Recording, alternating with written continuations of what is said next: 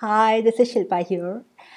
Now, I just finished my last class for 2014 at the college where I teach homeopathy for my final year students. And it's amazing to see another wonderful batch of students graduating this year. And the most satisfying part for me, especially as a teacher, is to hear about them getting excited about getting out there and helping their clients. And many of them already taking cases under supervision and they're presenting them in the class and they're giving remedy prescriptions. So it was quite exciting to see all of them really gearing up and networking and looking for clinic spaces and stepping out in the real world. And then yesterday I had a question in my inbox from one of my students. And the question was, how do you move from, being a student and learning to actually getting out there as a practitioner and doing it? And she wants to practice because she doesn't believe but she doesn't believe that she knows enough to start practicing. So she has been sort of forever learning and planning and training, and she's never been able to get out there and actually start seeing her clients on her own. And she wondered, how did I move from learning to starting off as a practitioner?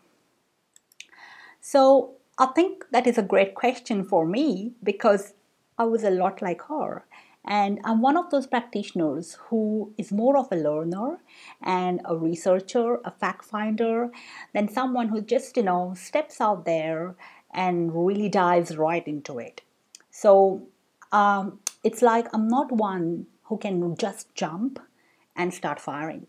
I'm more like, aim, aim, aim, and then fire. So yes, it was really a challenge for me when it came to starting my practice, and I wanted to keep on learning forever before I knew or I felt I knew enough to start. And it was one of my most challenging times. So I can understand why there is this block because being a practitioner is like being in an expert position. And obviously, you can be overwhelmed by the sheer responsibility and expectation of being the best in order to practice.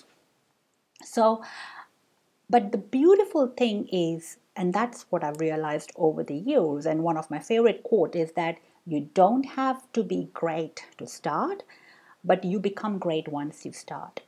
And the only way to become an expert is not when you're learning it, but when you can start doing it.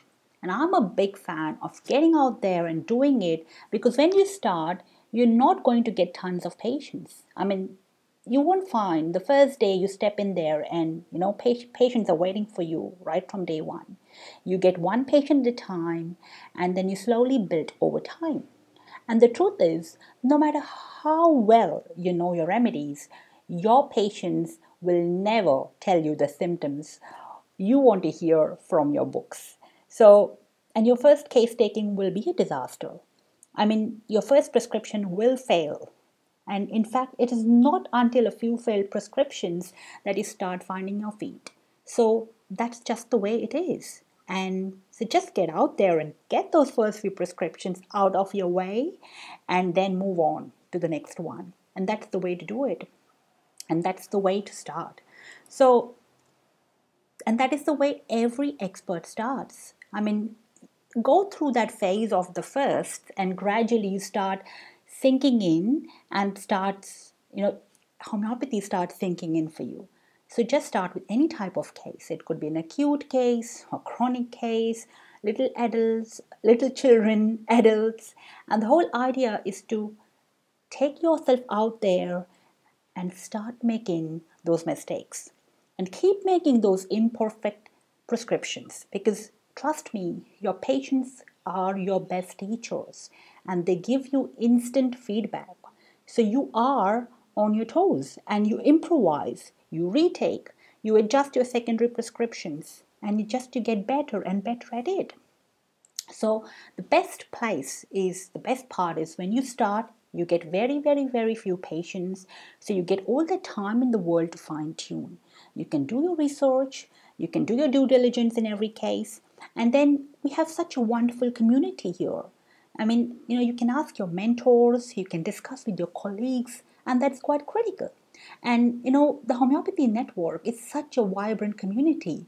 I mean, look at those wonderful practitioners on Quest Connect who are all out there ready to help you. And it's wonderful to see that community growing.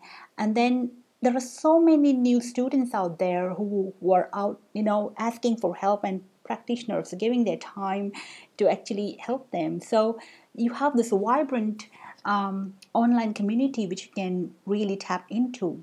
And I know many new students sometimes see and they read all those wonderful one prescription cures of world class homeopaths, and it seems like one magical prescription should do the trick. And that is the perfectionism simillimum bug that we all are, that bite us.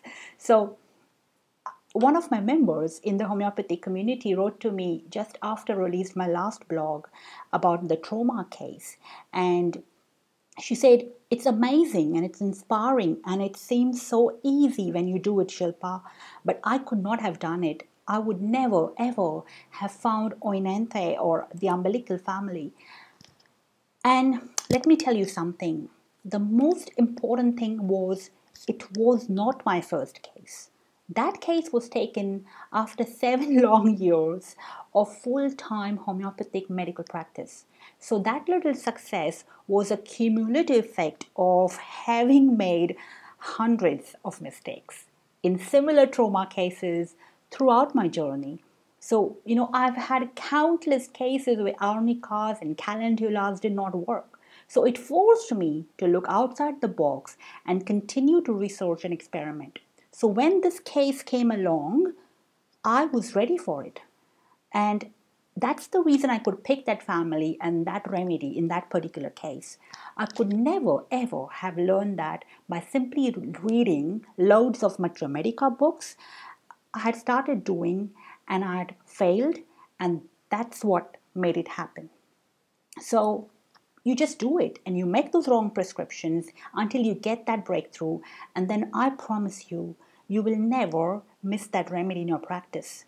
I mean, your success would build on that experience, and you learn from your failed cases and you get better and better every time. So the remedies I've learned from my patients are my best remedies. They are my favorite ones because I've seen them in my practice rather than reading them from a book. And the thing is, you really start learning when you're doing it. And the beautiful thing is, your ideal clients will seek you and will stay with you in spite of your failures. I still have clients who have been with me for more than a decade now. And some of them have been there since I started. And I don't see them all the time. I did not always give them the perfect simillimum. Most of them were through series of remedies that got them through. And that's okay. I mean, we have both been through a journey, and they have been the stepping stones to my success, and I'm forever grateful to them and their feedback. So yes, the way you move from learning to doing it is to actually start doing it. And more importantly, be okay and give yourself the permission to make those mistakes in the first place. You get that valuable feedback from your patients and just get on with it. And you will eventually know who you are, what you stand for, what your patients are. Those get attracted to you and develop your own niche. And don't worry about the perfection in also the other aspects of the business. Like, you don't have to have the perfect website or the perfect clinic space. I mean, if I remember my first website, it was horrible. I mean, it was like, and my first clinic, it was this dusty, moldy space in the basement that I shared with another practitioner. And it was a brother's office, which he lent to us, to use during the weekends. And but she had one of the busiest practices that I had seen. I've seen quite a few homeopaths and I've been to really big experts, but she had one of the busiest practices. Patients just flocked and waited for hours to see us. And so she got me to share her load because she used just a dozen remedies, and that was the most aha moment for me. She just used a dozen remedies and it did not stop her. She just got started. She was honest with the patients. She genuinely loved what she did. She was open to new remedy suggestions from me as a beginner. And what I got from that clinic was something beyond homeopathy. I got that tremendous confidence that you just get on with it, and your patients would teach you and you would learn, and that's how you go. So all I can say is just go ahead and start somewhere. And I love your questions and I love answering questions. And so please leave a comment about what you think about this and let me know how you started as a practitioner if you are a practitioner. And if you are a student, then let me know what's going on for you. So it will be inspiring to hear about your stories, and it will be inspiring to know what got you started. So happy holidays, and hope this gives you a lot of food for thought during the holiday season. And I'll see you in the next year, in the new year, and I'll come with more exciting inputs and clinical experiences and lots of resources on the Homeopathy Network. So thank you very much and have a great break. Take care.